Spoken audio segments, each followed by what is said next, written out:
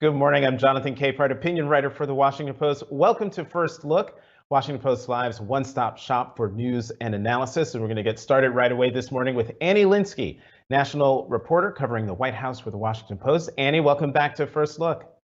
Hey, good to be back.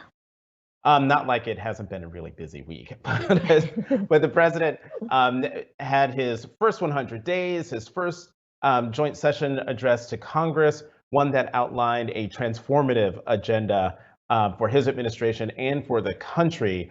Did the White House feel like it succeeded in redefining the government's role in American lives? I think they feel that way. They felt really good about the night. I was speaking to some senior administration officials yesterday who were very pleased, but they realize they have a difficult path ahead of them, especially if they want to translate some of the things that Biden was talking about into reality and move from a speech to an actual very, very different governing philosophy that he has outlined. He gave them the first sort of taste of it in the first 100 days, but this really does mark a big inflection point for his presidency. Do you think, because I'm glad you brought this up, because it's one thing for the president to say, here's my agenda and here are my gigantic ideas that if they become law will transform America. But then it hits the reality of, what life is like in Washington in terms of trying to get something done. The president's he was a senator for 36 years. He knows the ins and outs of the Senate and the legislative process. Are they relying on that knowledge to get them over the hump of getting this stuff passed? Oh, yes, very much so. I mean, I spoke to actually with two senators who are quite close to Biden yesterday, and sort of our conversation was about how do you take this $4 trillion of new spending that Biden has proposed and actually move it across the finish line? And is it even is it the type of package that you can do with? He's outlined such a bold agenda. It begins to make him look like he's potentially a liberal. And does that make moderates nervous? And does that therefore threaten to crack apart this coalition that he put together when he got a stimulus package through with only Democratic votes? And the answers I got were really surprising. A lot of moderate Democrats were saying, look, big and bold does not need to be liberal. This is a package that we do believe we can get Democratic support, but also Republican support for. And you saw yesterday, it was no accident that the administration and also Senator Capito from West Virginia released that, sort of readouts from a conversation that Biden had with them about infrastructure. So the thinking is that Biden has put $4 trillion worth of spending on the table, but there are chunks of that spending that Republicans are going to embrace or could embrace. And Biden is extremely open to that, which is very different from how he navigated the first legislative package, the stimulus package. So we're just seeing a very different type of, it's not the same playbook that they're using over and over again. And that does rely on Biden's relationships and really his skill at dealing with senators. So if I'm hearing you correctly, and follow me here, when it came to the American relief package that they got through with only Democratic votes through the reconciliation process, the president was all or nothing. It sounds like with the American Jobs Plan and the American Families Plan, the president, it sounds like, from what I've been able to pick up and from what you were just saying in terms of your reporting, the president seems willing to do this in pieces, not here's the whole big chunk, but whatever pieces we can get past, I'm willing to go there. Is that the correct reading of what's happening now? That's what we're hearing from moderate Democratic senators, is that there is a very real effort to just to find a common ground and have more time to find common ground. Senator Casey yesterday has had a lengthy conversation was saying that he saw the first package, the stimulus package, as the house is on fire. We need to put out the fire. And the second pieces are, okay, the house has the fire's out, but now we need to repair the house. And we have a little bit more time to do that. And that means there's more breathing space. There's more a time to sort of have an actual dialogue and that's meaningful with Republicans. I mean, you did see Republicans come out of the gate in sort of earlier this week suggesting a much lower number for the infrastructure package. Excuse me. Right, $568 billion. Right. But Biden did not respond to that the same way he responded to their lowball stimulus initial bid. In that case, Biden said, look, obviously you don't want to work with me. That's fine. We need to move forward. This time, it's a different approach where he's like, okay, this is where you're starting from. It's different from where I am, but I'm willing to work. And we've gotten that signal, from top administration officials, from Biden himself publicly, from his top allies. So I think there's sort of every reason to believe that that's, that space exists. I don't think it's going to be a forever amount of time, but it's going to be more time than he provided, in his first legislative package. I want to forgive the sirens in the background. I don't know if anyone can hear them, but I just want to apologize for them just in case. One of the things that the president did was hammer away at China, getting tough on China in his joint session speech.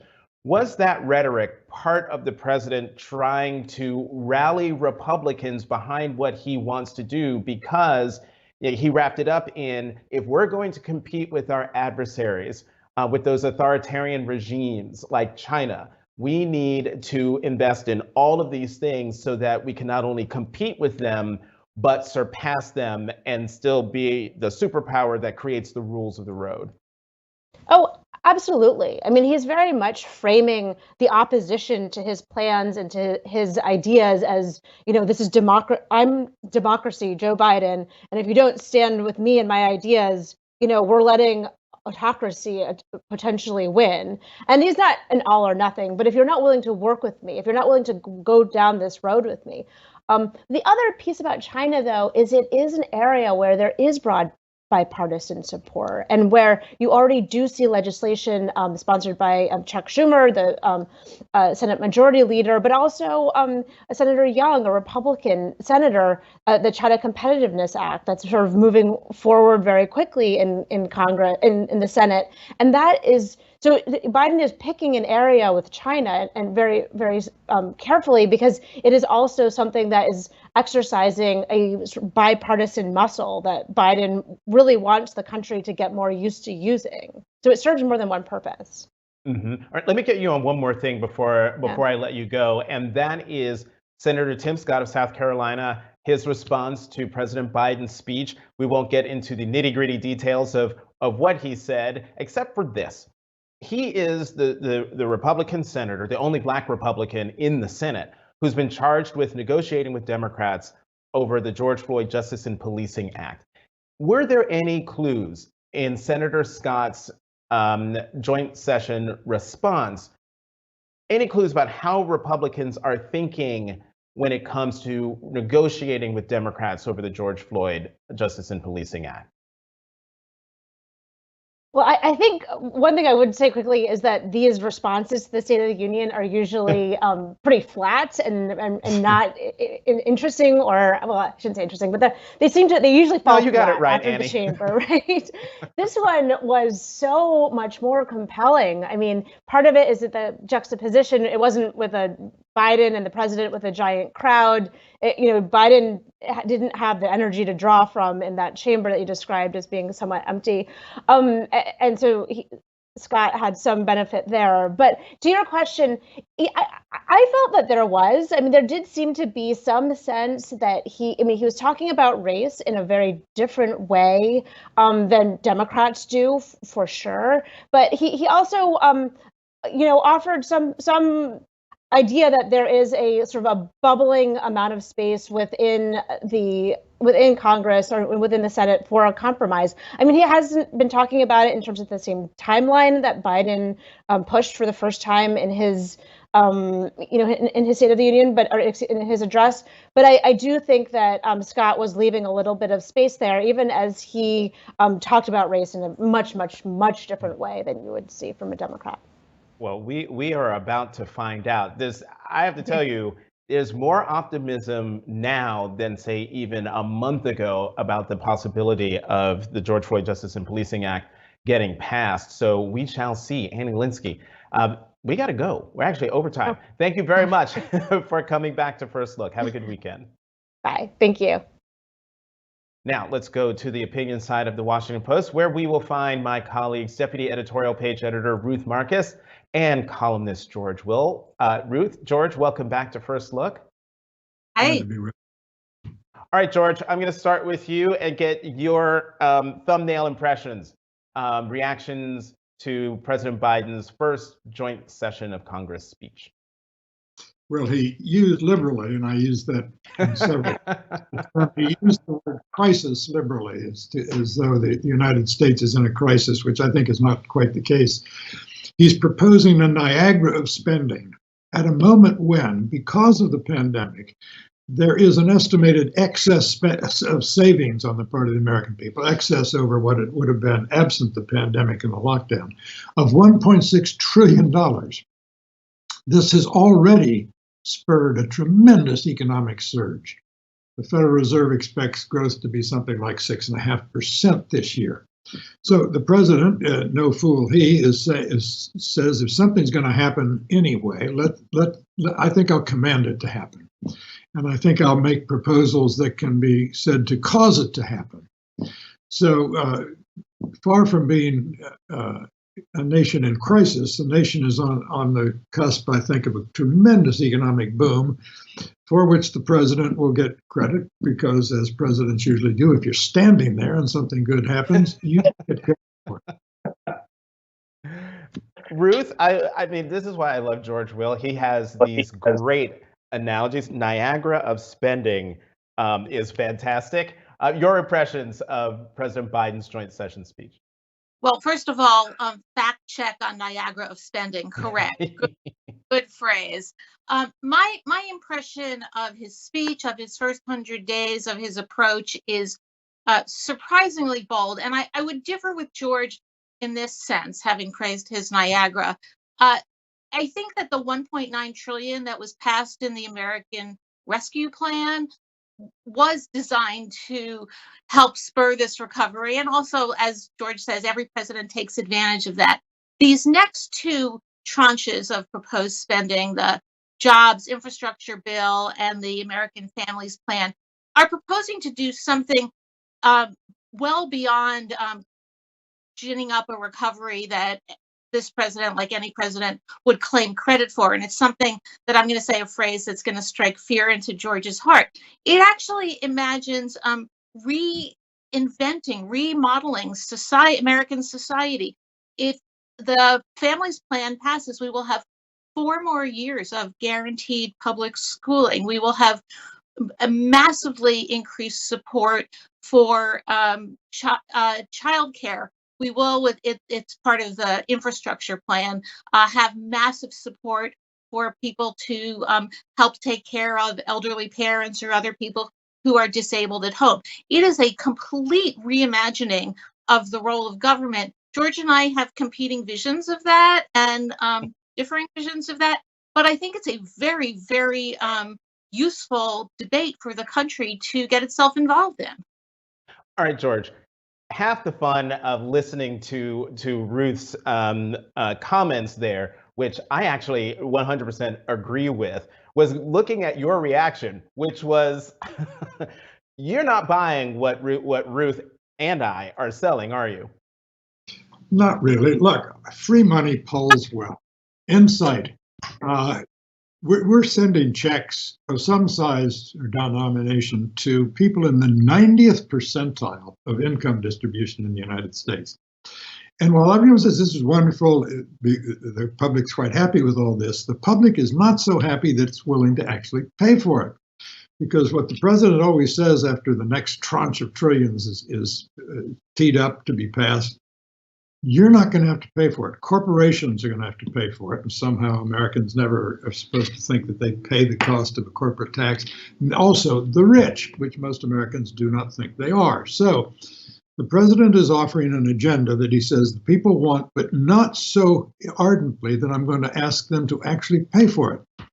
So I think the revolution in American governance, the remaking of society as though it were a tinker toy to be pulled apart and then reassembled willy-nilly at the behest of Washingtonians. I suspect that 2-3 years from now, America is going to look rather like it does today. And with one important exception, it has been, I think, a cardinal tenet of progressivism for more than a century now, that one way equality ought to be understood in the United States is equality of dependence on government. That the more people are dependent on government, the healthier the society is, because this is a form of equality. We'll see how that, if that wears well. The 1960s version of this, the Great Society, did not. Ruth, equality of dependence on government. That's not how I view what President Biden is proposing. I mean, child care, elder care, broadband access around the country. How are these investments not a way of not creating dependence on the government, but making it possible for the American people to get into the job market and to compete on the world stage in the way that the president was talking about, in terms of competing with authoritarian regimes like China, who is our main competitor? If we don't have a population that is able to compete with China, where does that leave the United States? Are these investments worthwhile investments? Go ahead, Ruth. I think in a courtroom, this would be called leading the witness. I got to see George reacting. I think that I want to actually point out a few points of agreement with George. I actually, if I could rehab this plan in some way, it would stop providing help to people at the very top of the income scale and concentrate on much more means testing down towards the bottom of the income scale. I would also, if I were president, which I am not for good reason, have abandoned the pledge not to increase taxes on anybody making less than $400,000 a year. I do think that people who make $250,000 a year, $350,000 a year can be called on to pay more, and that user fee type taxes like gasoline taxes and carbon taxes are a good thing. That said, in the issue of equality of dependence on government, look, we have a huge problem in this country and in this society of deepening income inequality. It pre-existed Donald Trump, and then he, with his Republican friends in Congress, adopted a tax cut that widened income inequality. Then we saw the pandemic, which further exacerbated income inequality.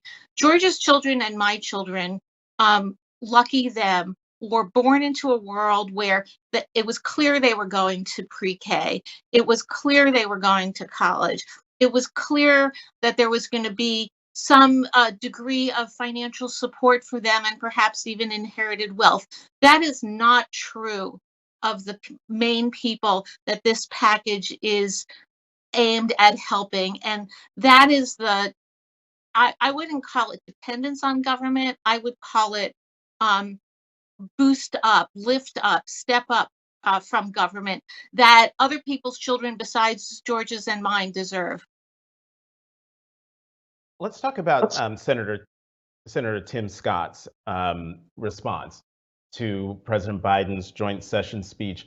One of the things he said was that President Biden had abandoned his pledge to seek bipartisanship in favor of a progressive agenda.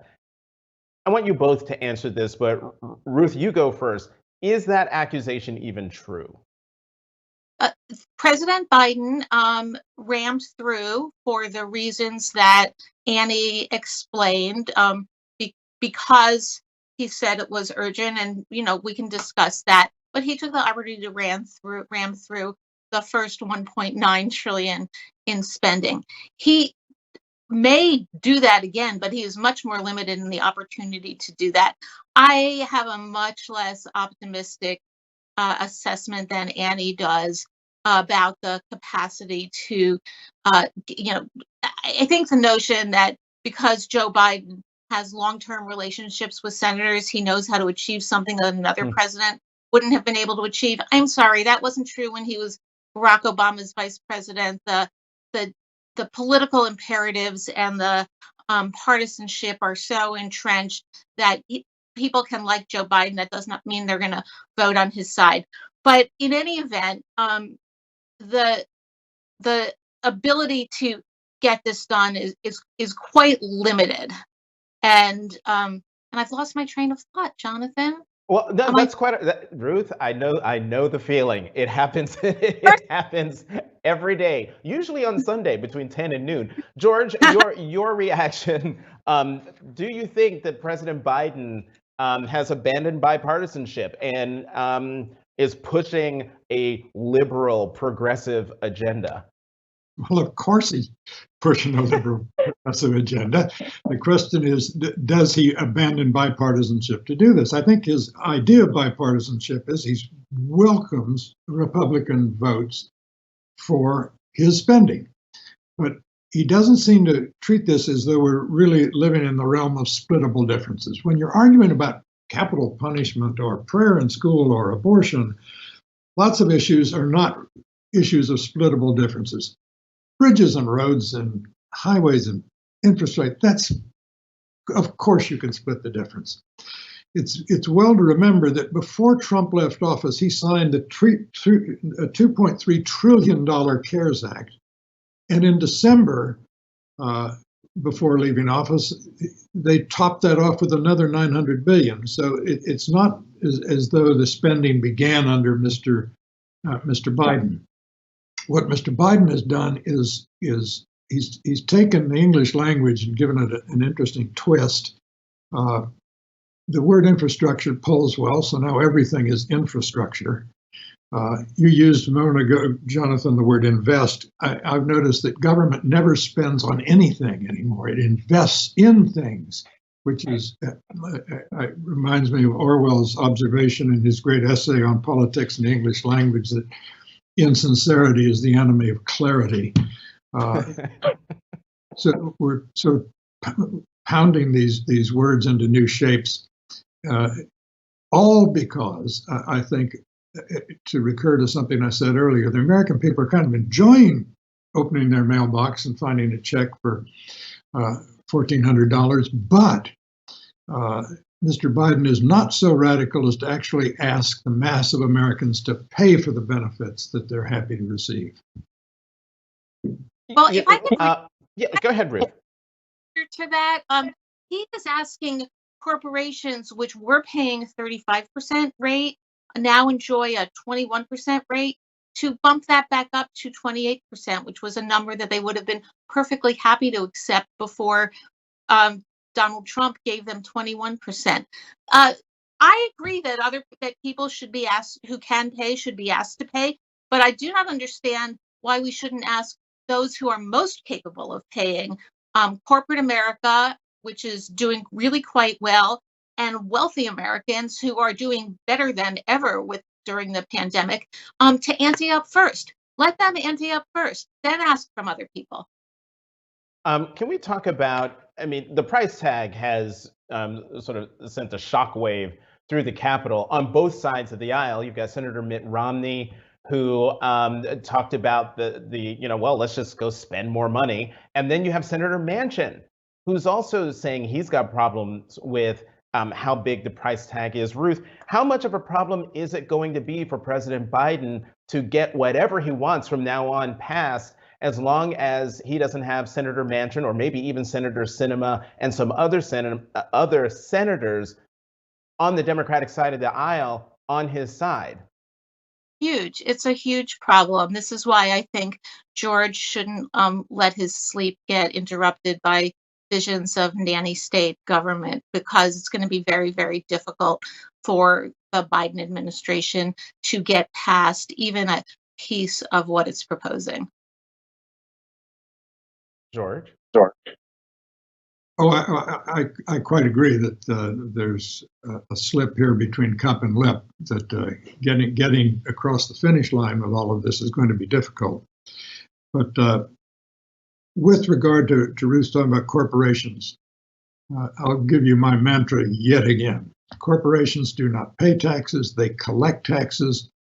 Scholars disagree as to how the allocation of their tax burden is distributed between shareholders and employees and the public to whom corporate taxes are passed on, and the cost of goods and services as a cost of doing business.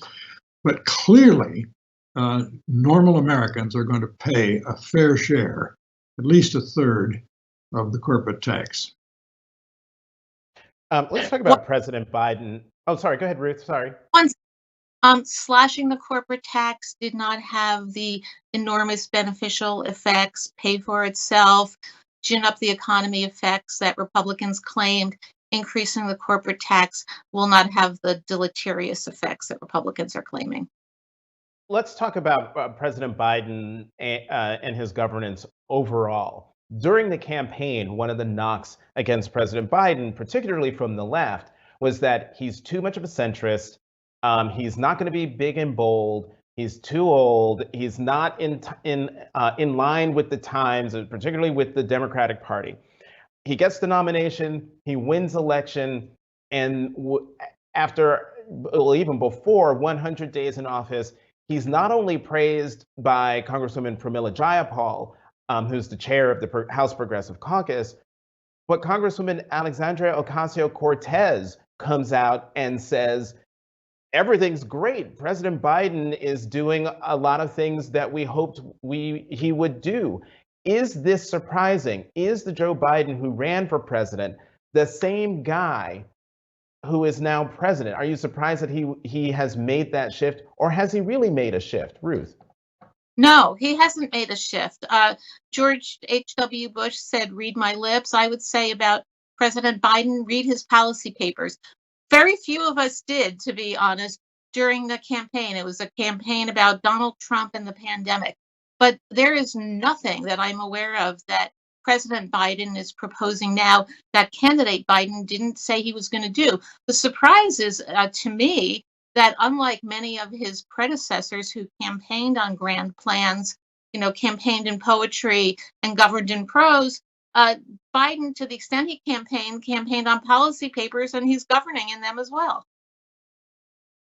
George, what do you think? Backward reels the mind to 1960, when Jack Kennedy picked Lyndon Johnson as his running mate, and progressives went berserk with anger, including, by the way, the president's brother, Robert Kennedy, vigorously opposed this. Tragedy strikes in Dallas, and Lyndon Johnson becomes the most progressive president since the man he came to Washington to serve, Franklin Roosevelt. So I think we're frequently surprised by Democrats, but generally because they behave at the end of the day not like Texans or Delaware moderates, but because they govern as Democrats. And the Democratic Party is the party of expanding government, and he's performing that role, Mr. Biden is. Ruth, I just want to follow up to what you just said about during the campaign. You said most of us did not read Joe Biden's policy papers. I find it hard to believe. Say that again. I know you. I was not including you. Oh, no, this isn't about me. It's about you, because you, of all people, I know if anybody has read at least one, if not most of those policy papers during the campaign, it was you. True? No, guilty. I think, honestly, we were so I think two things happened. One is that we were so in the grip of Donald Trump that was really all that could occupy our minds. And the second thing is that we understood during the primary campaign, when most of the policy discussion was happening, that Biden was being pressured by his left into being I think he is the same Biden as he was during the campaign, but that is a different Biden from the Biden of 10 years ago or 20 years ago. I think we kind of assumed, with some basis in history, that we didn't really need to immerse ourselves in all these policy proposals, because in the end, fine-tuned and changed much more than they have been if he were, in the unlikely event, as we thought, that he became the nominee, and then in the much more likely event, if he was the nominee, that he became the president. So that's why I can cop this guilty plea. One of my favorite things to hear Ruth say during our editorial board meetings is, I had an exciting night. I read the Federal Reserve's paper on fill in the blank. Ruth Marcus, if she didn't read them during the campaign, you know she has read them in order to give that kind of detailed analysis. Ruth Marcus, George Will, we are over time. Thank you both, as always, for coming to First Look. Have a good weekend. Thanks, guys. And as always, thank you for tuning in. Come back at noon Eastern today for my conversation with House Majority Whip James Clyburn of South Carolina. Join me tonight for Brooks and Capehart on the PBS NewsHour. Check your local listings. And then on Sunday, join me for the Sunday Show on MSNBC, 10 a.m. until noon. Until then, or once again, I'm Jonathan Capehart, opinion writer for the Washington Post. Thank you for tuning in to Washington Post Live's First Look. See you at noon.